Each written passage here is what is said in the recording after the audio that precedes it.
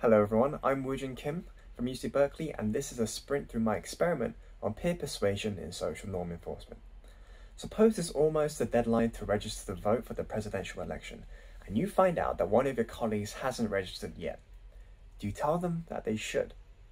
In past experiments and in our daily lives, many of us seem hesitant to confront someone who's not complying with the social norm. But why? For starters, we might think that even if we say something, it won't persuade the other person. Or maybe because we're altruistic, we don't want to shame them or to call them out. And of course, there are many self-interested reasons as well. It takes effort and we don't want to get into a fight. This paper is looking at peer-to-peer, organic, decentralized social pressure, focusing on the mechanism of verbal confrontation. In this study, over 1,000 university students across 4 University of California campuses were asked to send a pressuring email to another student on their campus. The experiment extracts the willingness to pay to send or not to send this email, along with 2 key beliefs, all incentivized just before the California voter registration deadline for the 2020 general election. After we first determined who had registered or not in the initial survey, we matched 3 non-registrants, who are the recipients in the study, to each registrant, who are the senders. Then the senders logged on and saw their 3 potential recipients who hadn't registered yet. We told them that they could be randomly selected to send a pressuring email message to one of the recipients and showed them a template for the email. And note the strong normative language here. Don't you plan on voting? There's no excuse not to. Importantly, we randomly varied within the sender whether each of the 3 recipients would have to be emailed directly, so the sender would have to send the email from their own campus account, or anonymously, in which case we would send the message for them. Now for the first of the 2 key beliefs. We ask the sender what they think is the % chance that each recipient will register to vote without a message, and then with the message. The difference between the 2 is the predicted persuasive effect of the message in percentage points. For the second belief, we ask the sender how much they think each recipient will like or dislike the message on a Likert scale. And for the outcome, we elicit the sender's willingness to pay to message each recipient through a binary search choice procedure.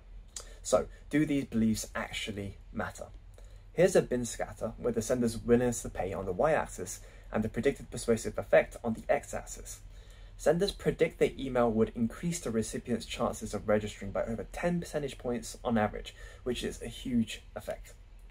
And the positive slope tells us that senders who think their message will be more effective are also more willing to send it. And even though senders expect the direct message to be more effective, there's a level shift down that indicates some fixed cost for sending the message directly rather than anonymously. For the second belief, these are the frequency of responses in each Likert bin. Senders actually think that recipients will dislike the direct message more than the anonymous one. And this is the average willingness to pay to send a direct message within each Likert bin. You see that senders who think the recipient will strongly dislike the message are willing to pay $2 to avoid sending it. And this willingness to pay increases almost linearly, so that on the other end, senders who believe the recipient will like it would pay $2 to send it themselves. But when messaging anonymously, senders are much less sensitive to the recipient's dislike of the message. When we put all this in a regression, the same patterns bear out. The predicted effectiveness predicts willingness to pay, and there's a large fixed cost for sending directly. And looking at the coefficients on the recipient's dislike, we see that 2/3 of the sender's sensitivity to this belief only appear with direct communications. And just to glance on 2 more results in the paper, some senders were instead assigned to a info message placebo condition, and reassuringly we see that senders don't care about persuading others to take some random action like they do for a norm. And under some assumptions, using the direct versus anonymous comparison, we find that 2/3 of the sender's motives come from self-regarding sources, such as avoiding conflict or an awkward interaction, the remainder from other regarding motives, such as norm compliance or altruism. To conclude, we've learned that those who are willing to confront tend to believe that they are more persuasive and the recipient will dislike their message less. We also see that direct confrontation is costly for senders, but it makes them more sensitive to the recipient's dislike of the message, even if it's for self-interested reasons. And as with everything in economics, there's a trade-off. Facilitating anonymous channels of communication might increase peer enforcement, but then the confronters may overlook the welfare cost to the recipient when deciding whether to pressure others. If you have any thoughts, please feel free to email me at woojin@berkeley.edu, and thank you for your attention.